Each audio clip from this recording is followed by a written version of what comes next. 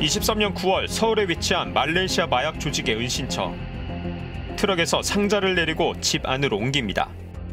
잠시 뒤 경찰이 현장을 덮치고 마약을 밀반입한 말레이시아 조직을 검거했습니다.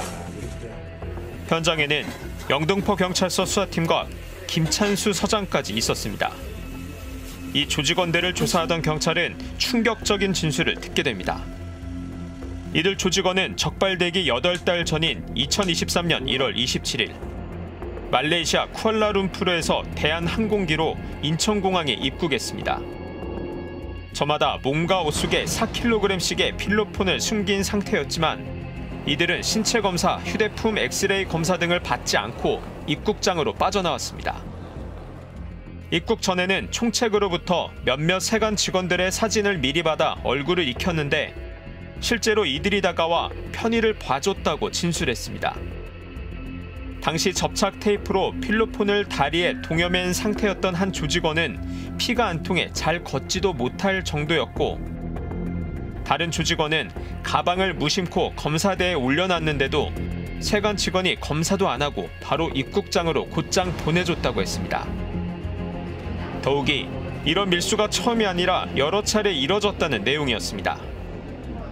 12차례 인천 및 김해공항이 뚫렸어요. 몸에 마약을 부착한 마약 운반책들, 마약 조직원들에게 뚫렸어요. 사건을 담당했던 백혜룡 당시 영등포서 형사 이과장은 언론에 브리핑할 자료에 세관 연루 의혹도 수사한다는 내용을 포함시켰습니다.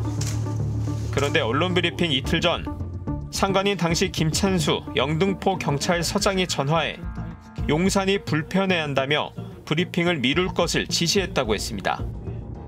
경찰서장께서 밤 9시에 그 전화를 주시고 심각한 어투로 이렇게 말씀을 하셨는데요. 이 사건 용산에서 알고 있다. 심각하게 보고 있다.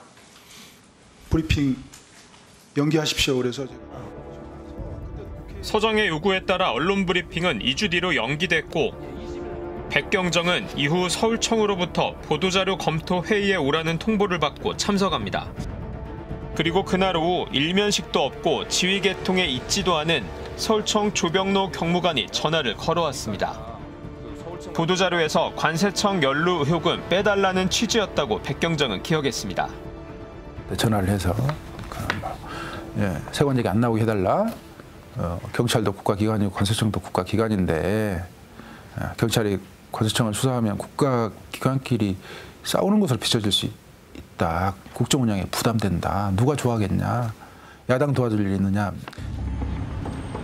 그리고 이 사건을 백경정이 지휘하는 영등포서 수사팀에서 서울청으로 이첩하려는 시도까지 있었던 걸로 확인됐습니다. 외압성 전화를 한 걸로 지목된 김찬수 당시 서장은 이런 의혹을 강하게 부인하고 있습니다. 자신은 용산이란 말을 일절 꺼내지 않았다는 겁니다.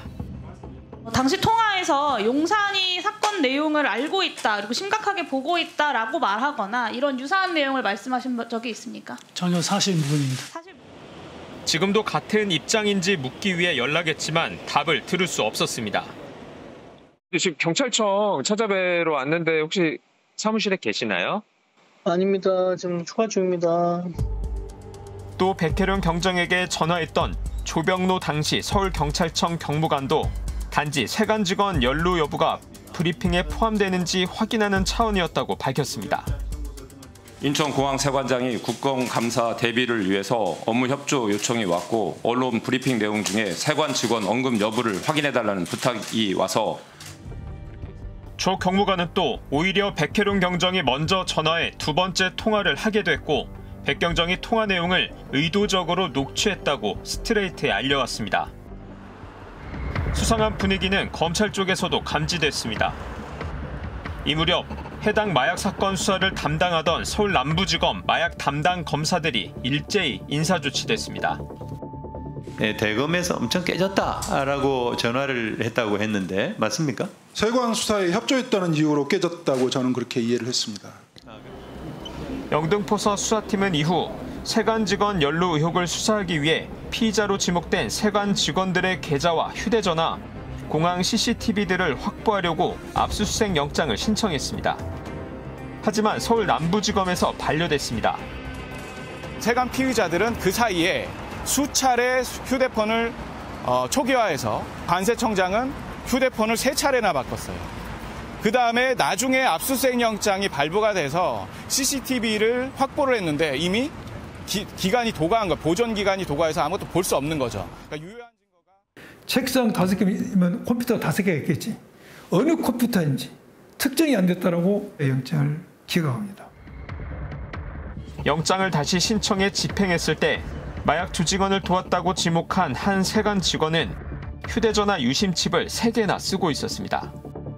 저는 공무원이 유심칩을 3개 쓰는 사람은 처음 봤어요.